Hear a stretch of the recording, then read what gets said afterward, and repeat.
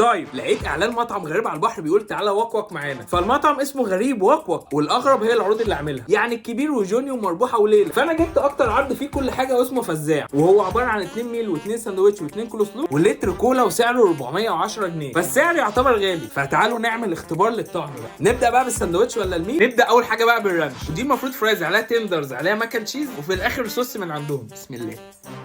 ايه ده؟ الميل دي يا جدعان عباره عن عظمه. صوص الشيدر مغرق المكرونه، الفرايز قليله مش مغطيه على الطعم، الفراخ وصوص الرانش الاثنين عاملين ميكس جامد جدا. نخش بقى على الالفا. بسم الله. صوص الالفا اللي على الوش ده بيفكرني بصوص كان اسمه تكساس، هو طعمه حلو ورايق بس الرانش عجبني اكتر. نخش بقى على سندوتش مستر سموكي، وده عباره عن كولسلو وغرقان صوصات شيدر وباربيكيو.